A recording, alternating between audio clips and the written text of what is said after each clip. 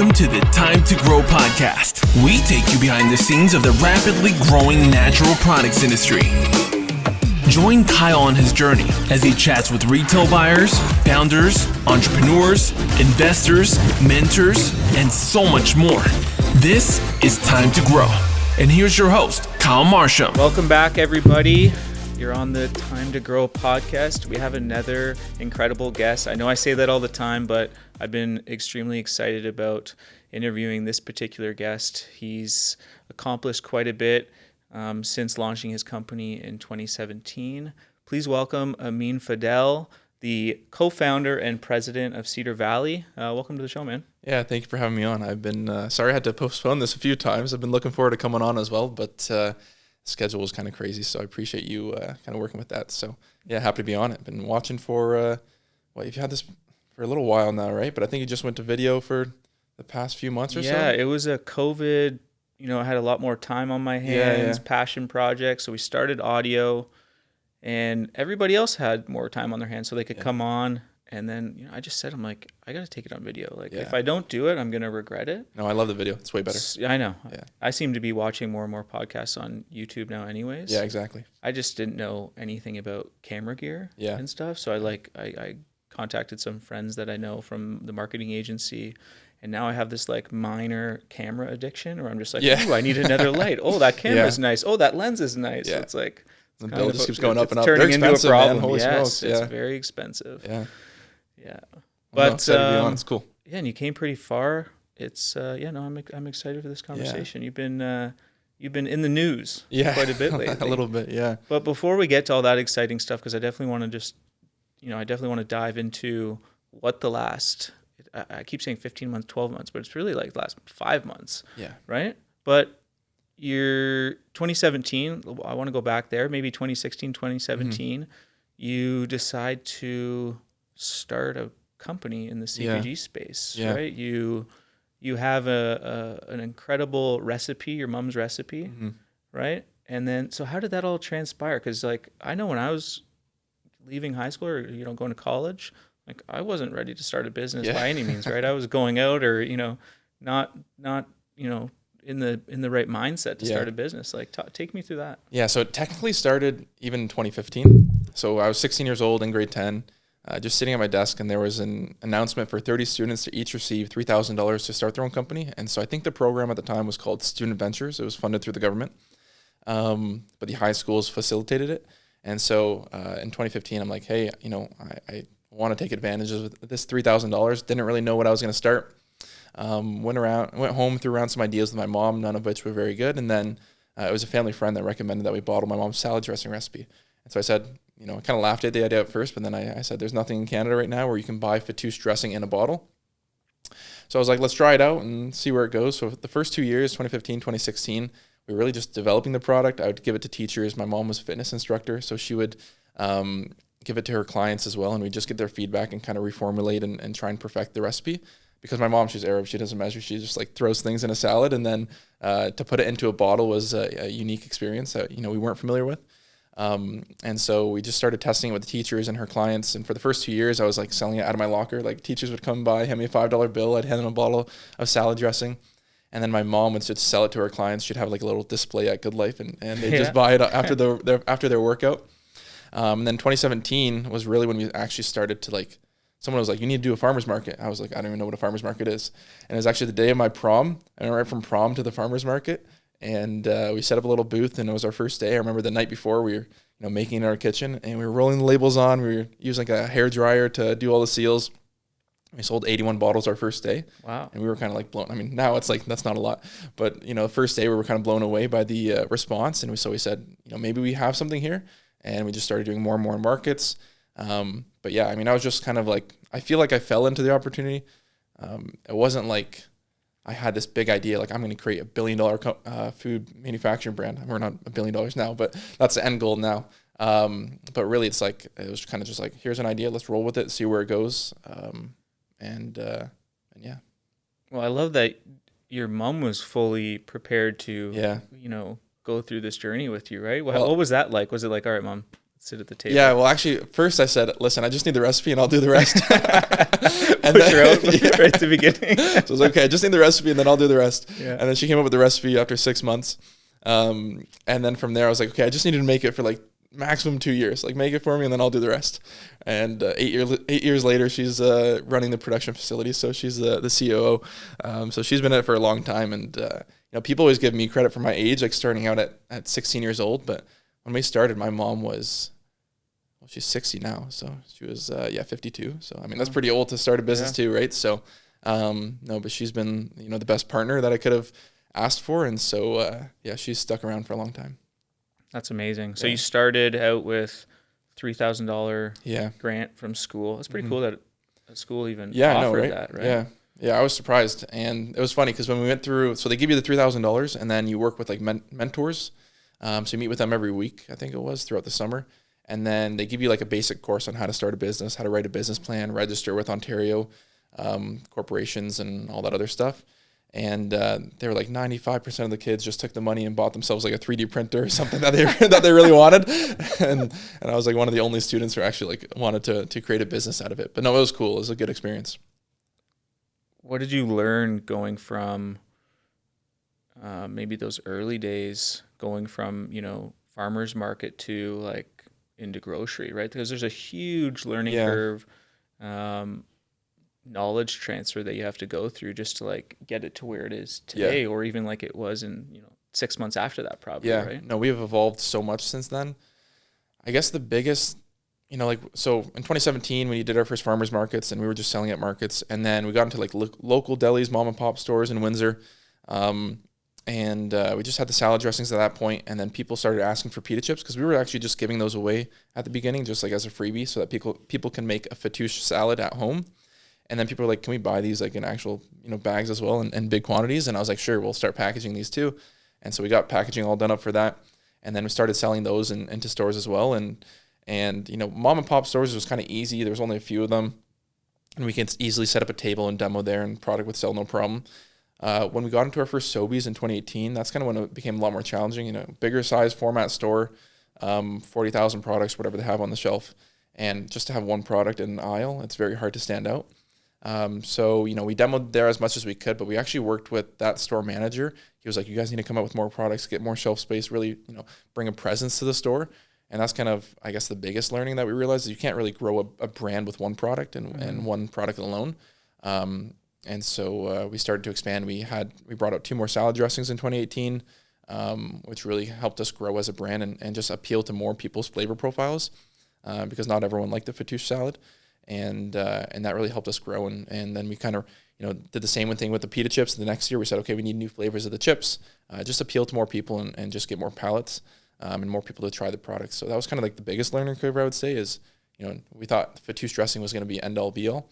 But it really just kind of flourished into to multiple product lines and multiple flavors. And then you're offering... And shortly after, like we came out with an avocado lime dressing, and that was kind of like just an afterthought. We always thought the fattoush would be the best seller, and the avocado actually just like crushed the fattoush dressing, and that was like the number one selling salad dressing at like many stores across Canada when we were selling those. But yeah, that was interesting to see that flavor just take over.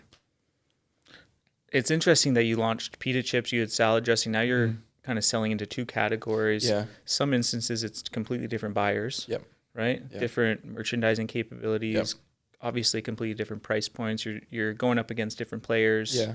What did you learn navigating that? Because you don't really go into 2 different categories right out of the gate, and then obviously transition to eliminating one and going full tilt into pita chips.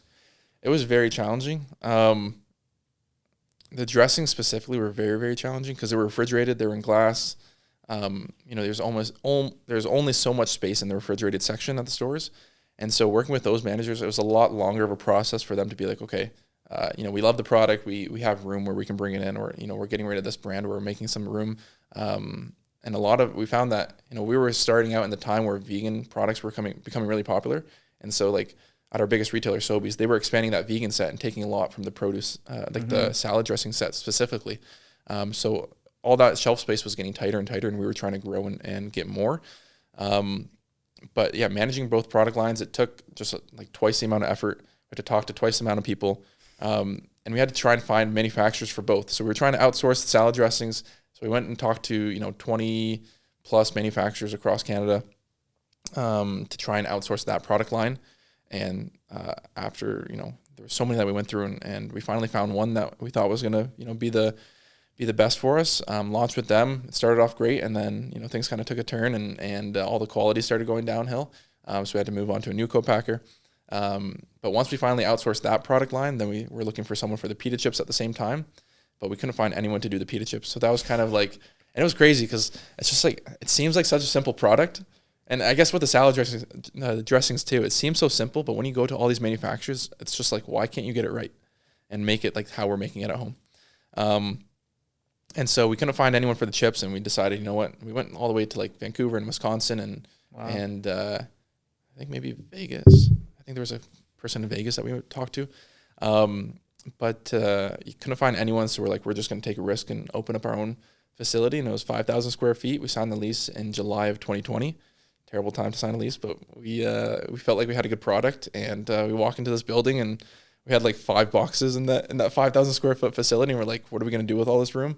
And today we're bursting at the seams. So it was cool to, I guess, experience the co-packing end of things, and then our self-manufacturing end. We've learned a lot that way, and ended up being the best decision we ever made too. Yeah, no, that's incredible to go from a co-packer to opening your own production facility, buying all the equipment, and managing that. That's a business in itself. Yes, it is. Right? It's crazy. And not that many manufacturers go down that route. Or get to the stage where they can even finance it. Yeah, exactly. Right? And we were really lucky. I wouldn't say lucky, but we've worked really hard to find as much funding from the government and get as many interest-free loans and grants from the government, both provincially and federally, and we've been pretty successful in doing that to really help grow our facility and buy all the equipment. We didn't go out of the gate and buy $1 million of equipment from day one. We kind of just did piecemeal by piecemeal, whatever the saying is, piece by piece, right? Yeah, piece by piece. And so we'd buy one piece of equipment, fix that bottleneck, move on to the next piece of equipment, fix that bottleneck. And we've been slowly doing that, and we have a lot more automation coming in about a month. But yeah, it's been just manufacturing. It's just like a challenge every day. It's like putting out fires, just nonstop. There's never an easy week, never an easy day, but it's a lot of fun at the same time, just seeing everything come to life and building that production facility. And then the staff we've kind of built in around us too they've been incredible. We have about 20 people working for us now, and it's just a really fun environment. So it's been cool. Yeah, I'm sure like from 2016 to now, it's like you can blink. It went by so fast. Yeah, it was and like crazy. what you've like grown to. Yeah. It's so we started, insane. and the fryer, we keep the original fryer that we started with. It's like a $32 Hamilton fryer that we got from Walmart, and it was just a tabletop fryer, and it's just like, I can't believe we even used to make product out of that. It's crazy. Yeah. I think we used to make like 3 bags at a time. Now we do like 12,000 in a day. So it's pretty crazy. Yeah, you got to keep that thing. I've been on a few tours of brands that are multinational global brands now, and they have like a original trophy case or whatever with like original products and stuff. Like you got to keep it. Yeah, no, we've kept everything. I'm actually the one to throw things out. My mom's like, no, we have to keep everything. I'm like, okay, all right. But it's cool to look back on that and just see like where we started and where we've come to. But yeah, and then the salad dressings, like having those co-packed and outsourced, and having all our money and capital tied up in the facility, and all of our the majority of our time being at the facility too, and running that and building that, it was kind of like we were at a tipping point where we were more invested in the pita chips, and we saw that to be like the future of the company. So we actually discontinued the salad dressings as of December 31st of 2023. Oh, you just eliminated them. Just like officially, yeah. Yeah, because I've been following the brand for a few years, and I only associated you with salad dressing from the beginning, right? Yeah. And then I've obviously seen them at shows and stuff like that and tried them, and they're delicious. But I thought that was your core business. So when I heard that, I was just like, oh, that's interesting. But it makes a lot of sense.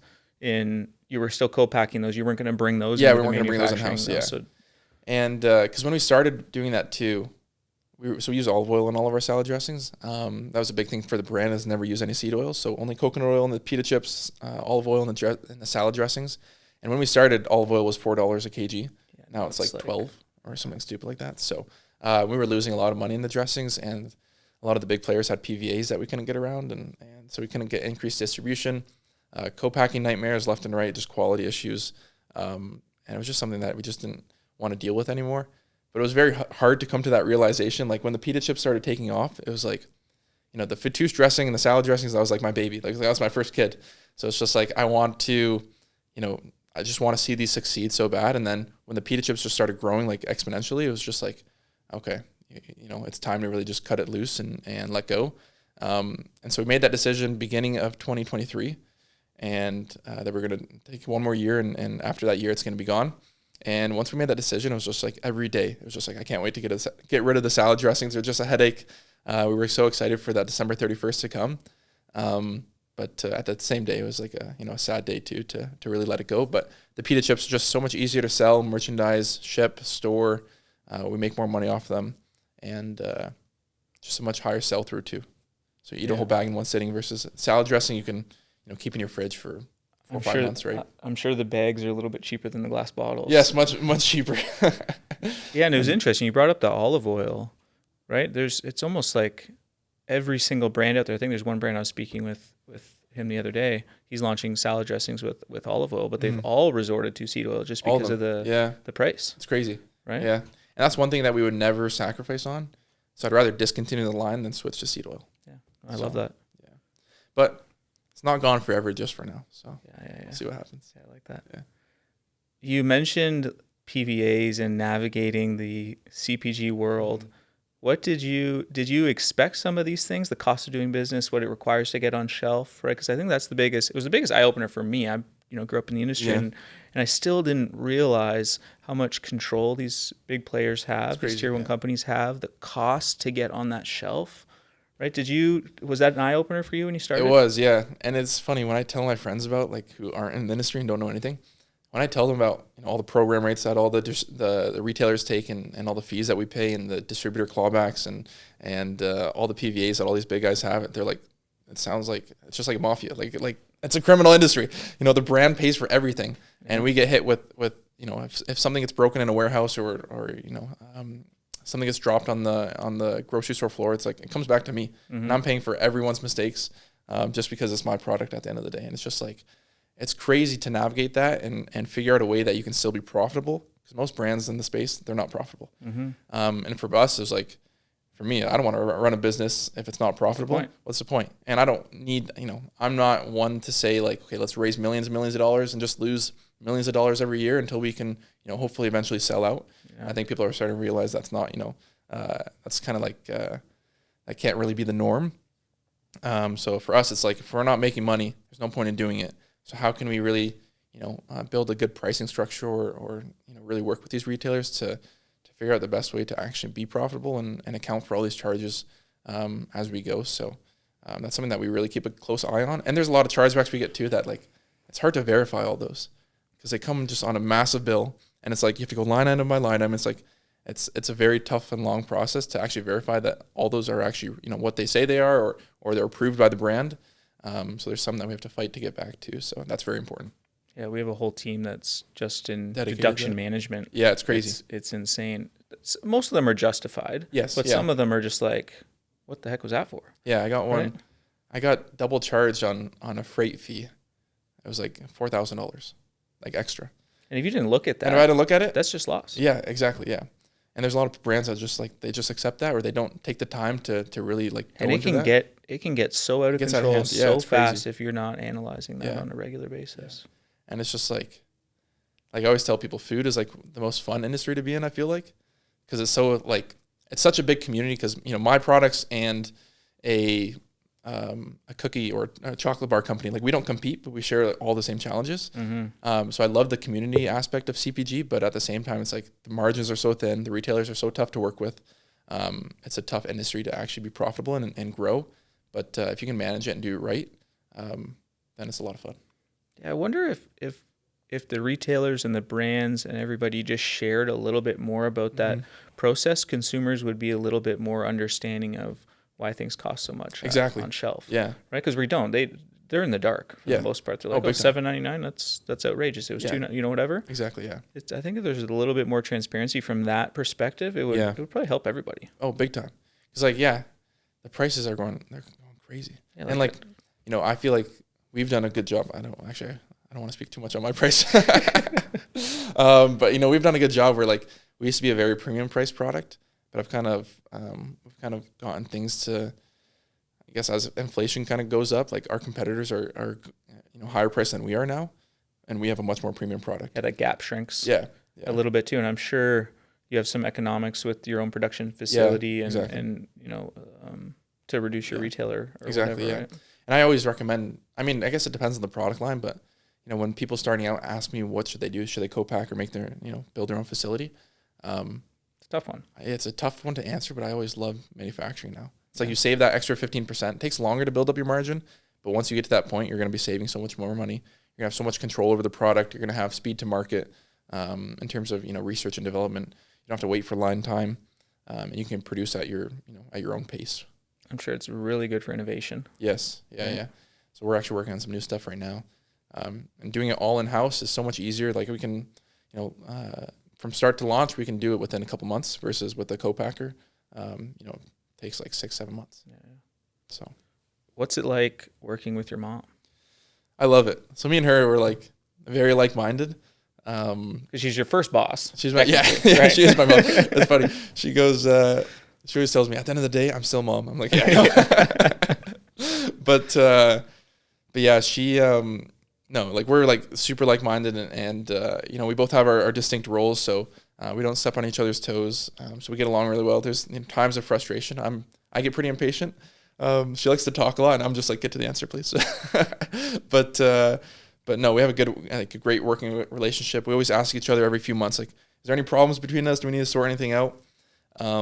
But it's a lot of fun and she loves it. So I think it's been good. So she runs manufacturing. Yeah. Your sales, marketing, manage the distributors, sales, retail. Exactly, yeah. So sales, business development, finance, marketing. And then she is food safety, production, HR for all the staff, and R&D. Cool. Yeah. What are like family dinners like? Is it like all business it's all or business. is like, I don't want to talk about this anymore? No, it's all business, yeah. And it's just all the time business, but I don't know, we love it. So like we get excited to talk about it. There's some days where it's just like one of us will be like, that was a long day. About it. Yeah, it was a long day. We just don't talk about it. We just don't see each other. But yeah, we're always talking about the business. And then my dad, he helps out where he can too. He still has a full-time job, but he helps out. Like he loves the business, and he's always like, you know, asking us a million questions about it. And so if, you know, me and my mom aren't talking about it together, it's either, you know, one of us with my dad talking about it. So just nonstop Cedar Valley, but we live and breathe it. So yeah, no, that's like my family, right? With the brokerage, we're always talking about business. Exactly, it's like never ending. Yeah, family dinners, it's, you know, arguing about something business related or, you know, inspiring each other business related or whatever. But I enjoy it. Yeah, I mean, I feel like we're building something pretty cool. So it's nice to see. You know, we've had a lot of success lately, so it's nice to share those you know, small wins together. And then when did you go to your first CHFA? Our first one was the one right before COVID, so 2019 in Vancouver. Cool. I think. And you talked about it was in Toronto. Sorry, it was in Toronto. You talked about community. Was that your like first kind of experience of like of seeing the natural products community? I think so. Because it is. I would agree with what you said, right? It's like you think from the outside looking in, you think it's this big, scary industry. But then you go to like your first show, and I've had this conversation with many founders, and they're just like, it's so small. Everybody knows everybody. Everyone goes to the same party. Everyone's like, you know, helping each other. It's competitive, but it's not competitive because we're going through the same things. Exactly, right? I think before that show, I did the GIC, Innovations Canada, but that was more like bigger brands, not really natural focus. Yeah, that's a little bit more competitive, cutthroat, corporate. Yeah, exactly. Right? Yeah, it was very corporate. So yeah, it was definitely I think CHFA was my first experience with that, with natural industry and meeting a lot of people at that show. That's where we secured Unify for our national distribution partner, and just made a lot of great contacts and, you know, met a lot of our buyers for the first time. So that was a really good show for us, and it was a good entryway into natural for us. And yeah, I love those shows. They're so fun. Now, 2024, you're available at Safeway, Sobey's, Loblaws, Metro. Like, you have national distribution. There's not much more you can do. Now it's just like go deep. Exactly, yeah. Expand assortment, grow the business, bring in innovation. Yes. Right? Yeah. really, for me, I don't really want to focus on innovation. I feel like a lot of brands get caught up on innovation, and they're like, we got to bring something new. Especially as a manufacturer, like I don't want to run 20 different products on my line. Just it's very inefficient. I'd rather run 4 core products and just do them really, really well and improve those core products and just work with retailers to really increase velocity. And that's kind of our core right now that we're focusing on. We have one new product coming in September. But after that, it's just like 5 products. We're going to stick to that, just make them as good as we can. And then really get where the innovation is going to come is just like different pack sizes for like grab and go and maybe some bigger bulk sizes as well. But I just really want to focus on, taking over the stores and just building more displays and getting consumers facing and really becoming that category leader at Sobey's and at Loblaws and at, all these retailers. And so for us, it's really how do we get more volume rather than, increasing just our shelf presence? How can we just really increase the velocities on our core products? And then we're also venturing into food service right now. Nice. And we just entered discount chains as well. So we're at Giant Tiger nationally too, and we're working on with a few others to get into the discount market. And then convenience and gas, and that's pretty much kind of our focus. And there's still a lot to do in Canada. 100%, but that's a good lesson in for anybody starting a brand, right? I don't think people realize the difference or the impact, selling 5 units per store per week versus 2 exactly, or 1, right? That's massive. Yeah. Especially as you get more doors, more, head office listings or whatever. Yeah. Just focusing on those little things. And that's, maybe prioritizing your promotions or looking at awareness and that type of thing, right? But no, I think that's a good strategy. I think a lot of brands get distracted by innovation because innovation is pretty, it's fun, it's exciting, right? But how many brands have you seen that are over have too many SKUs to choose from, and then they disco, or a U.S. brand launching in Canada, then discos, right? It's like drive velocity, drive awareness, and then there'll be a point where you can innovate because you have market share, you have loyalty, right? Exactly, yeah. And I think like you said, if you have 5 products and they're doing 2 units per store per week each, it's not the best move. You might get all those delisted depending on the category, right? Whereas if you have 3 core products that are all doing 5, you're creating incremental volume for the category, and you're increasing basket size or whatever it is. That's going to mean a lot more to the retailer than your 5 SKUs doing 2. It might be at the end of the day, it might actually be the same sales volume, but it's in the retailer's mind, it's okay. We're doing better on these limited SKUs, and I think it's really cool too on an innovation side is if you can bring your core products to great velocities and really build a brand and establish that awareness in store. If you can come out with like limited edition innovation, I think that will really create the buzz and excitement that retailers want to see and that consumers want to see. And it's just a limited time where it might not sell a great amount of volume every day at these retailers, but it just keeps things fresh and gets some buzz around the consumer. Yeah, definitely. It's great advice. If anyone's listening to this, focus on velocity, focus on driving that brand volume. Don't come out with too many SKUs. I think a number of people have referenced that as a good strategy. So nominated for Forbes 30 under 30. Yeah. Right? Dragon's Den appearance. Yeah. Right? You asked for $250, you got $1 million deal. Yep. Right? Best local supplier partner at Sobey's in 2021. Mm-hmm. Biz Magazine, I don't know what year that was. Business of the Year, when was the Windsor Business of the Year? It was 2023. 2023. TELUS Stand with Owners Grand Prize winner. Yeah. Like, these are substantial accomplishments, right? Let's touch on the Forbes 30 under 30. What was that experience like? That was weird, to be honest. Yeah. I woke up on that day and I was like, Forbes has invited you to a Slack group. I'm like, what? I knew I was nominated, but I didn't really think I would get it, to be honest. And I don't know, the morning of it was kind of cool to see, but it was also just really weird. I didn't know how I felt about it. It didn't really impact my business in any way. Like my sales didn't increase. I didn't see this influx of orders, but I guess it just creates credibility around the brand. And when it's nice to add to a LinkedIn profile too. That was weird. That was a weird experience, but it was very cool to celebrate that in New York with all the other winners as well. Made it really like a lot of good connections, especially in the CPG industry, because they do it by category now. And it was cool to just be recognized in Windsor as a Forbes 30 under 30 because I think I'm the first Windsorite to do that. But and then just there's a few other Canadian brands too, but it was cool to represent Canada on that list. It was pretty phenomenal. How old are you now? 24. 24. Yeah. So like significantly, you're probably one of the younger. I was, yeah. I would think I was the youngest on the list for my category at least. I think the average age was like 28, 27, something like that. Yeah, so it's pretty significant to Yeah. do what you've done, to start at the age you did, to now, you know, having national distribution, getting Forbes, and then you get.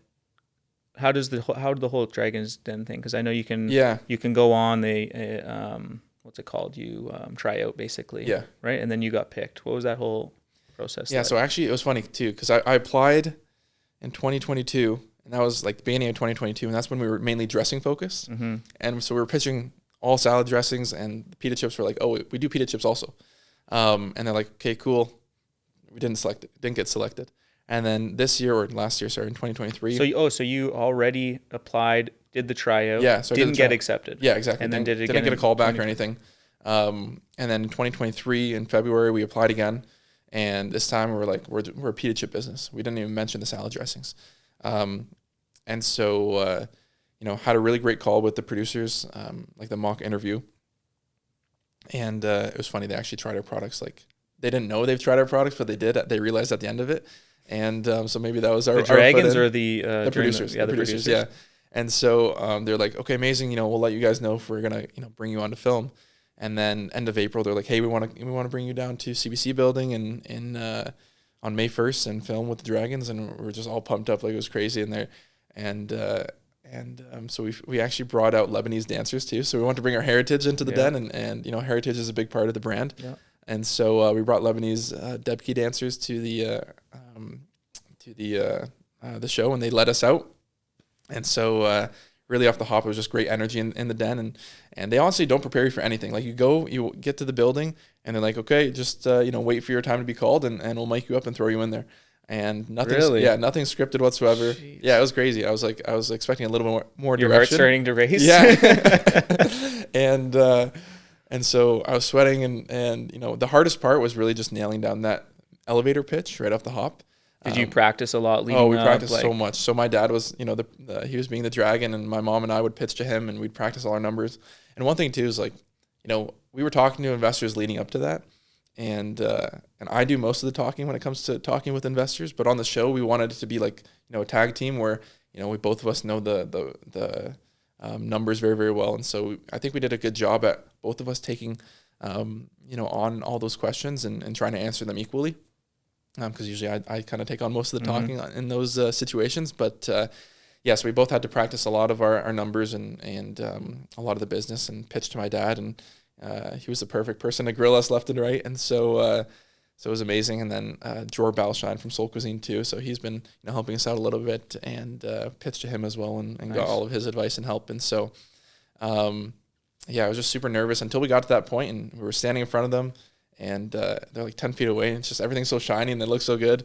And then you go, "Hello, Dragons," and you do your pitch. And then after that, it kind of just flowed, and it was awesome. So yeah, you've done it a million times. Yeah, right? exactly. That pitch. Yeah, and so after that, what's really nice is the cameras aren't actually in your face. Like, you can't see any cameras whatsoever. And so after that, it kind of just became like a conversation, and it just went really well. The other hardest part was, Wes would ask a question, and then Michelle would ask a question at the same time. And then, as I'm answering one of those questions, Arlene would intervene and interrupt it. And then I'd try and answer her question at the same time. So they all interrupt you, and trying to answer those questions is pretty tough. But I think they try and do that to like get you off your game a little bit. Yeah, because from what you can see on TV, it looks like it's like you're in there for 5 minutes. Yeah. But we were in there for 35, 40 minutes. Yeah, we were in there for 45 minutes. Yeah, it was pretty crazy. And then they cut it down to an 8-minute segment. Yeah, and they made it way more dramatic than it was. They made my mom look like she was crying and everything. It was hilarious. What were some of the things that weren't televised? Some of the things that weren't televised, thankfully, are profitability. I think that was actually nice that it wasn't televised. Oh, really? They didn't put that in there. Do they? I'm sure you have to sign off on everything. Anything said in there is like, They actually didn't run a bias. Oh, really? Yeah. They made us sign something. I didn't read it, to be honest. I'm just like, I was so excited to be there. I'm like, handshaking a little bit. Yeah. Usually I read it all, but I was like, yeah, sure. Where do I sign? Yeah. And but they didn't run the show bias or anything. I think if there's anything specifically that you say, you can go back to them and say, hey, just please don't put this in there. but they didn't mention our profitability. They made it look like we were losing money, which was great. Honestly, I'd rather people think we lose money. And then some of our kind of contracts that we had confirmed for the upcoming fiscal year, they didn't put in there. I think that was pretty much it, I feel like. And then some of our debt that we use for equipment, so all of our CapEx debt, Wes was grilling us about that a lot, but then Manjeet and Arlene were fighting him back. They're like, that's how you grow a manufacturing facility. You're manufacturing your own product. Like you think they just had millions of dollars sitting around? They're like, that's exactly how you build a manufacturing facility. And then, so that was a little back and forth. Discredited him. Yeah, exactly. Yeah. So that was a little back and forth, but, and then just asking what we'd use the money for. I don't remember if they put that on there, but that was pretty much it. So you asked for, what was the negotiation like? Because you asked for 250 for 5%. Yeah. So $5 million valuation. And so right off the hop, or I guess once we did our whole pitch, like Arlene's like, okay, I'm going to go first. And she's like, this is her space. Yeah, this is her space. She knows what's up. And so Robert Herjavec wasn't there that day. So I really wanted him and Arlene. I thought that would have been a really cool partnership, but he was doing Shark Tank in Europe that day. Mm-hmm. And so I was like, okay, we'll just get Arlene. That's cool. And so we asked for 250 for 5%, and she comes up and goes, I'll give you $1 million for 20%. And my mom's reaction was hilarious. And I'm like, keep it cool, like play it cool. Like she didn't. Arlene's like, okay, they're gonna say yeah. And to be honest, I didn't want to give up 20%. It's a lot. It's a lot, right, for my company and for the first time investment. I mean, $1 million is hard to turn down though. But at the same time, it was funny. My mom goes, you know, we're Lebanese. We have to negotiate. I'm like, what are you going to negotiate with? They gave us the same valuation. And so we ended up just accepting her deal. And all the other dragons, I think, bowed out because of, you know, she went in with a monster deal. Like, how are they going to compete with $1 million, especially with her being a CPG expert? So, yeah, we kind of just said, you know, we'll go with it and take the deal. And it was funny. Going into the Dragons Den, we actually had that same deal. So we were talking to 2 investors, and we were talking about, you know, them giving us $1 million for 20%. And so we kind of had the same deal anyways, whether we went into Dragon's Den or didn't. Way more strategic though. Yeah, with Arlene, yeah, right? exactly. So it kind of worked out, and yeah, everything happened kind of how we wanted. Was that like the highlight of the business so far? Was being on Dragon's Den? I think so. Yeah, we just kept rewatching it over and over again, and talking about that. We talked about that for months and just relived it all. And when the episode came out, we just like, when did it air? It just aired recently. November. Yes, we filmed May 1st, and it aired November 2nd. Yeah. And it was cool. We did a watch party at my high school, so where it all started. We invited all the teachers and just everyone from the community who's helped us and supported us from the beginning. So we had about like 250 people there, and so that was surreal to like do it at our high school and share that with the community and kind of just have a good time. Have you gone back to the school at all and like talked? Bell River High, I don't know. Surprised they haven't asked you, like, can you come inspire the next generation of youth? I don't know if that my home school has done it. I've spoken at a lot of high schools and a lot of universities since, but I don't know if I've ever done my original school, to be honest. I don't think I have. I'm sure it's coming. Yeah, it's coming. Yeah.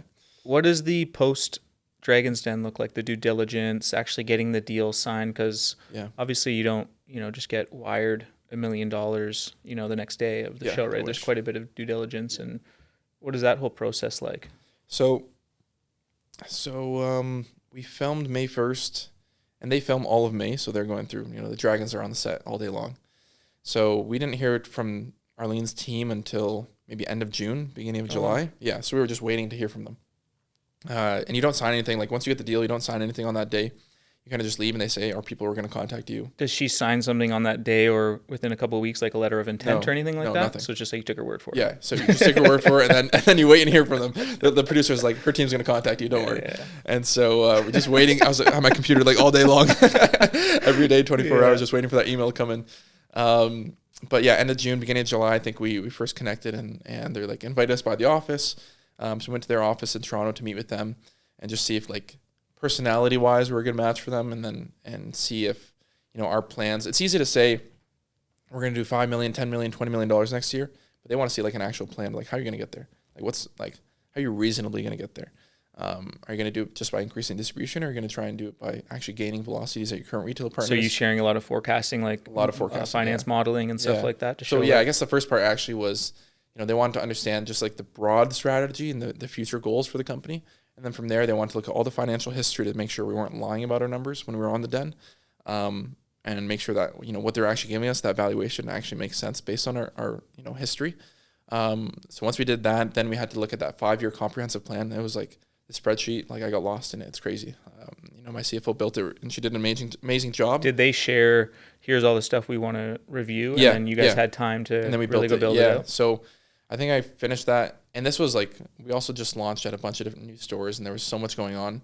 And we were getting ready for our Costco launch too. And so basically, like I was like, okay, this So is since the meeting, there's been positive so growth. much. Yeah, exactly. Right? So she's probably like licking her chops. Yeah, Like, this is a good investment. But at the same time, I was like, I'm too busy to do all this stuff right now. So I was Yeah. like, I don't absolutely need the money today. It would be nice to have $1 million in the bank, but I don't need it today. So I was kind of just like, we'll get it to you whenever we can. So I worked with the CFO, got it all done. Our 5-year projection plan, sent it to them. They're like, yeah, this looks amazing. Like, we love it. And then now we need a cash flow statement. I'm like, oh my God. So they want a whole cash flow statement for the next, 2-3 years, which is very hard to do. Yeah, cash flow statements are not easy to they're not easy to do at all.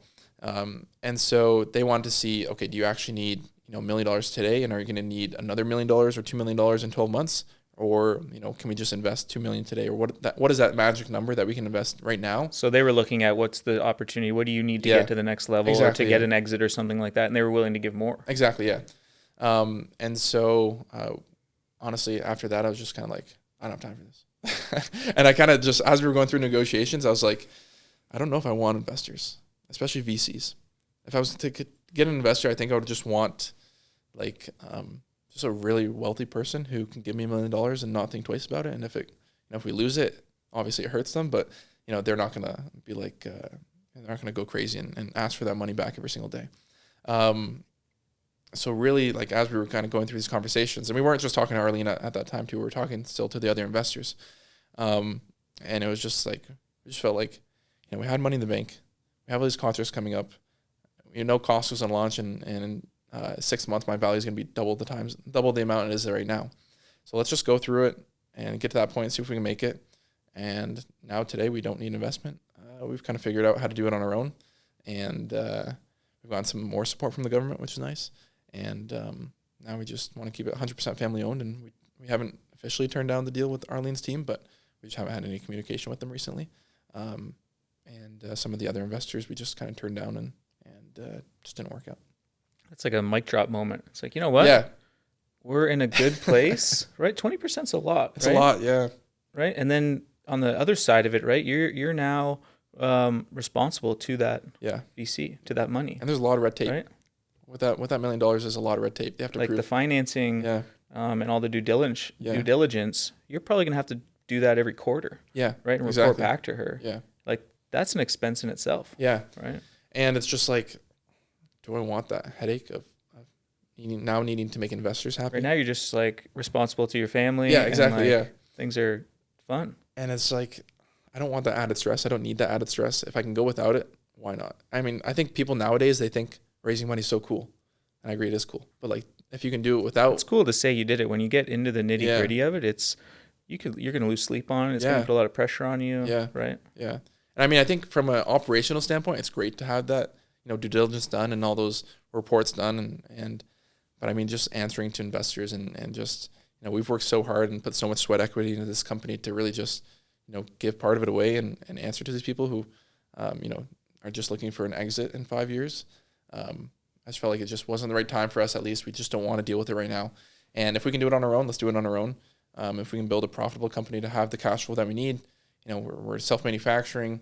We have all this opportunity in Canada alone and a lot of interest from the States. So it's just like, do it ourselves. And I think we'll be okay. Have you launched Costco yet? Yeah. So we launched, we did a test run in Eastern Canada in March, April, May of 2023. All Eastern Canada stores? Yeah. How many stores is that approximately? Well, they actually did 58 of their, I think, 67 stores, if I'm not mistaken. So they did 58. So the majority of the stores, maybe 63 stores. I don't know exactly. And so we did it with our Classic Spice, and it was a big PO, which was nice to receive. That was our first Costco PO. And the sales volumes didn't meet the target. We sold through everything, which was great, but the sales, they were shy. They didn't meet the targets that they wanted. And we went back to them and said, hey, we did the Classic Spice. Based on the demo reports, 25% of people thought it was too spicy, which is crazy to me. A lot of people, we watched people shop the pallets, and people would pick up the products, they'd put it down, and we'd go up to them and ask them, like, why didn't you buy the product? And like, I wasn't sure how spicy it was going to be. 'Cause honestly, people don't really know what classic spice is. That was just like our original, like that's how we made it at home. And I didn't really know what to call it because it's just like my mom's homemade blend. Maybe we should call it, I don't know. But I want people to know it's a little spicy because it does have a touch of cayenne in there. How spicy is it? It's very mild. Like it's so mild. But I don't know, people are crazy. And then all the returns were like, it's too spicy for me and the kids. So kids, I understand too. Yeah. So we took that feedback to them and said, hey, this is, the feedback we got from customers. A lot of people emailed us too, and we showed them. They're like, we loved the product, but it was too spicy for us. Where can we find your other flavors? And so we took all that feedback to Costco and said, we think we have a really good product here. We had a great opportunity. We were shy and we didn't meet your targets. But if we switch to a sea salt, we think we'll kill it with you guys. And they were originally the ones who chose the classic spice. And so we said, if we move to sea salt, we think we can hit these numbers. And so we launched nationally with both East and West this year. So West launched December 18th. So there's 4 SKUs right now? 4 SKUs total. But so sea salt's the fourth. Sea salt's the fourth one. And so that SKU we launched with Costco nationally. So December of 2023, West took it. And then January 15th of this year, we launched with all the Eastern stores. So you're rolling like right now? Yeah, right now. So right now you'll Cool. find them at Costco. So last week we killed it. We did a TPD and we surpassed their estimates for those that week. My local Windsor store they were selling 3 pallets a day. See, it's just so crazy that if you didn't do that little bit of homework, right? Research the consumer, went to a few Costco's, talked to the consumers in store, you probably wouldn't have gotten a second chance. No, definitely not. I would say most people would have been like, brutal. Yeah. I'm a failure. Yeah, exactly. And then like went to another retailer and like tried to keep, pushing through. Yeah, that was very important. Huge. And the Costco people loved that. Like they appreciated that. And they were fans of the product too. Like personally, they're like, we loved it. We were really hoping it would do better. And so when I brought them all this data, they're like, they bought it right from there. Like, okay, let's try it. Let's do it. And it's a lot easier too because our sea salt, they had another pita chip brand there, and it was just their plain sea salt flavor. And so this will give us an exact kind of comparison to them and say, we're going apples to apples. Let's see how we perform and how the brand does on this rotation. A little bit higher price point. A little bit higher price point. Better quality product though. And it's been going really well so far. So. And at the end of the day, that's another lesson that people can take from this, right? And I don't think it's just a Costco answer, right? If you do your homework and you support every one of your customers, every one of your retailers, exactly, they see it. Like at the end of the day, you're selling to people. Yeah, exactly. Right? Yeah. If you go from, Healthy Planet or the independent down the road to Loblaws, to Walmart, to Costco, if you show them the effort you're putting into for your brand to succeed, and there's small incremental improvement in velocity, they're going to continue to support you. Yeah, exactly. Right? And we just did, we had a meeting with Sobeys and we showed them only 2 of our 4 SKUs are listed nationally with Sobeys. And so we showed them like, this is the opportunity cost that you're missing out on by not having, number one, our sea salt SKU, which is our top seller. And our cinnamon sugar SKU, not having those in the planogram at all the stores across Canada, and with some of the gaps that we have, like you're missing out on this much, like this dollar value of sales per year. So they really appreciated that. And now we're just looking at, trying to fit into their planogram timing, which is coming up. And then at Thrifties, we did the same thing. We showed them, okay, even though they're the same banner, we specifically talked to Thrifties and said, this is the opportunity cost, et cetera, that you're missing out on. And so they just brought in the additional SKUs. So they have all 4. And that's going to prove our that's even, further going to prove it to Sobeys as being their, head banner. And then we also we worked with Thrifty Foods this year in January. We just did a snowboard contest at all their stores. So we gave away, I think, 17 or 18 free snowboards. Cool. Big displays. So we got a bunch of big displays. In our sales this month, year over year, they're up like 1,400%. And so that's just getting so many new people to the brand. Like it's a minimal cost for us. Like it's an investment for us. But at the same time, it gets so many more people exposed to the brand, and those displays in store have been phenomenal. And it's just getting so much more traction, and the repeat customers we're going to see from that have been amazing. Thrifty's like, we want to do this again with you guys. That's the other thing too, right? The long-term impact of buying 17 snowboards. Yeah. Right? You've got so many more people into your brand. Yeah. Right? And then the long-term customer value of long-term value of those customers is huge. And even at the store level too, it's like, now all the store managers know your brand. They know the brand. They're like, oh, never seen this brand before, even though we have it. Now they're building these massive displays in their stores. So they know who Cedar Valley is, and we've sent samples to all them too now. So they're going to hopefully become ambassadors for a brand and recommend it to the next person that tries out.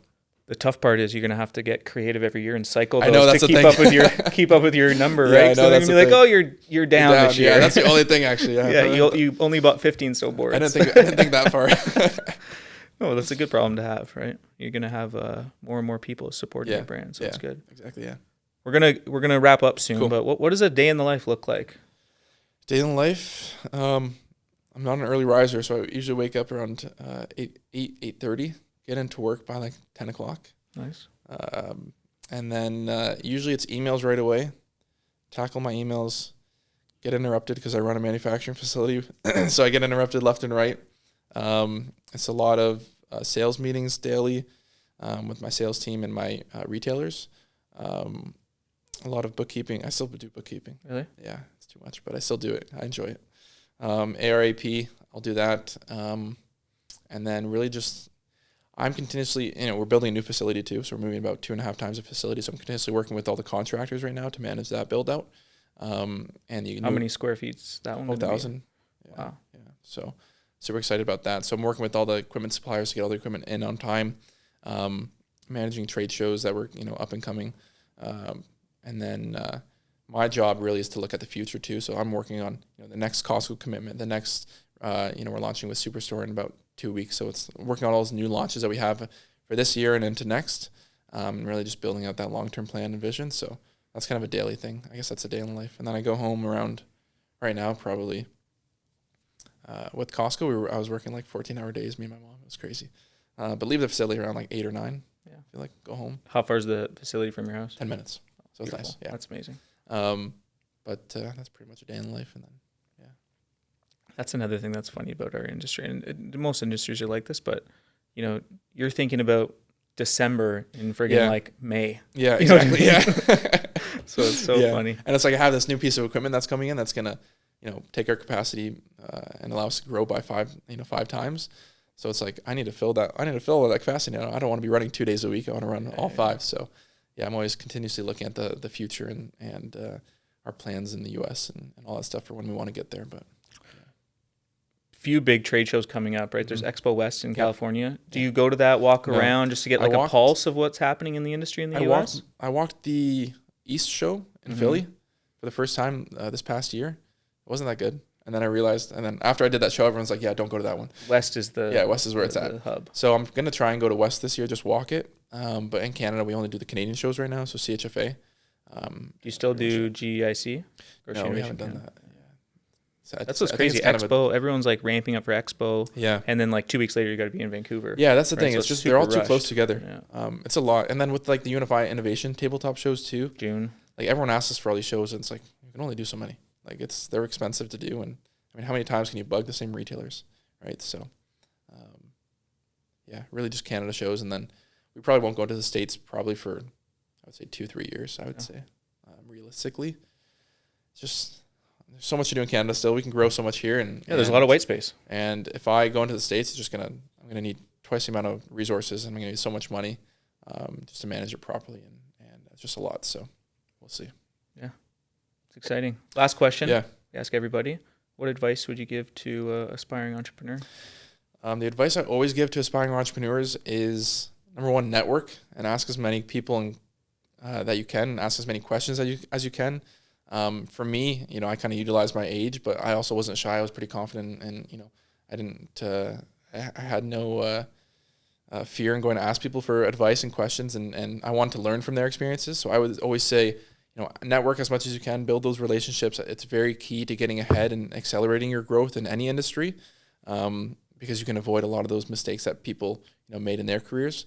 And people are happy to give back because either someone did it for them, so they're now it's their turn to return that favor, or they never had anyone help them out and they just want to give the next guy a better chance. So that's the first piece of advice I always give.